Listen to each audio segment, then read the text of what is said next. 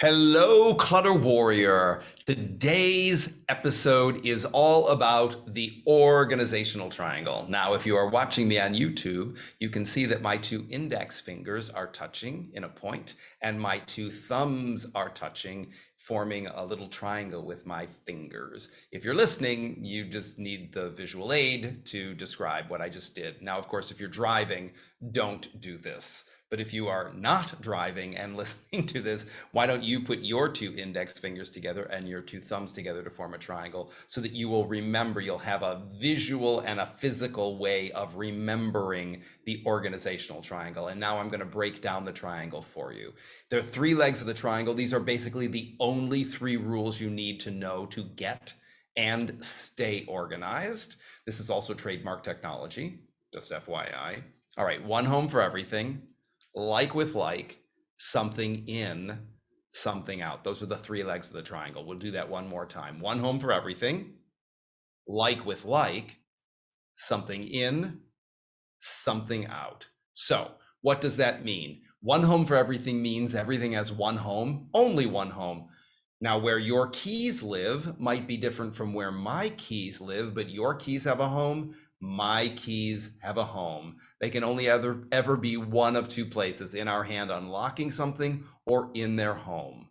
Like with like means all like objects live together, not most of them. So instead of keeping most of the tools in the garage or in the toolbox, but keeping the flathead screwdriver in the kitchen junk drawer, right, in air quotes, the junk drawer, because you have a story that says, you know, the knobs on these kitchen cabinets are always a little loose. I don't want to go all the way out to that toolbox to get the screwdriver. I'm going to keep it here. This is a good time management hack. I'm going to keep it right at my fingertips in the kitchen, so whenever I need it, it's right there.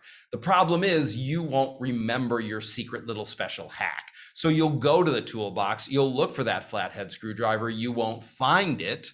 You might even end up at the hardware store buying a new one. And then 3 weeks later, you'll be digging through that junk drawer. You'll be pushing the bread twist ties and the pens without caps and the leftover, possibly dead batteries, the IKEA hardware that was left over from something that you assembled 3 years ago, the pizza delivery menus, all that stuff that you consider to be miscellaneous and worthy of a junk drawer. You find the flathead screwdriver. I'll bet the first thought that you have is not, oh, here it is, but oh, who's the idiot who put it in here thinking that this was where it belongs? It clearly belongs with the rest of the tools. It's probably the second thought that you have, which is, oh, I'm that idiot. Oops. This was my clever time management hack. I thought instead of going to the toolbox, I would just remember that it was here. Probably your third thought is, now that I've had this little moment, I will never forget that this is where the flathead screwdriver lives. And I promise you, in 30 seconds, it will be out of your mind like it was never there. This is not a place for you to try to hack the system. It's basically three legs. It doesn't get simpler. So you aren't going to be more clever than the organizational triangle. Just follow the rules. One home for everything, like with like, put all like objects together. And the beautiful thing about using those two legs of the triangle, once you've completed that, you actually are organized because everything has one home and all of its siblings are together. So you can find anything that you're looking for in 30 seconds or less, guaranteed. Then we move on to staying organized, which is what we use something in, something out for. And that just means achieving stuff equilibrium, whatever that means to you, right? You have enough of everything that serves you. You've let go of anything that doesn't serve you. Everything as a home, all of its siblings are together. You are organized, and it's relatively easy and super simple to maintain organization as long as you use the third leg of the triangle. If any professional organizer tells you there is a number of items that you are allowed to have, they made that up. They're full of crap. You can have as much stuff as serves you and you have room for. So if you live in a 5,000 square foot house and you have a 1,000 square foot walk-in closet, you can have 150 pairs of shoes if you have room for them and you want 150 pairs of shoes. I'm not going to tell you that's too many pairs of shoes. You're only allowed to have 40 pairs of shoes. You can have as many shoes as you have room for. What I will say to you is if you've determined you have 150 cubbies, you've got 150 pairs of shoes, that's plenty of shoes for you to feel like you have all the variety that you need. You have lots of different styles, lots of different flavors. You feel complete when it comes to your collection of shoes. Right on, good for you.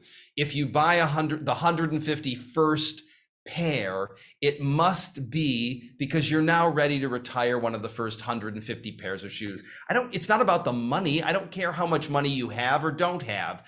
I mean, the money is a separate issue that you get to look at around your choices. The bigger place I would point your direction at this critical junction is if you have ever said, ever, there aren't enough hours in the day for everything that I want to do, I would ask you, in all earnestness, with just a little bit of snark, if there aren't enough hours in the day, why are you spending one moment of your precious, unrenewable resource, which is time, buying something that you clearly do not need? I don't care how cheap it was. I don't care what a bargain it was. I don't care how special it was. If you're not prepared to let go of one of the first 150 pairs, why would you invest your time, which is a non-renewable resource? Why would you invest a moment of your time doing something you don't need to do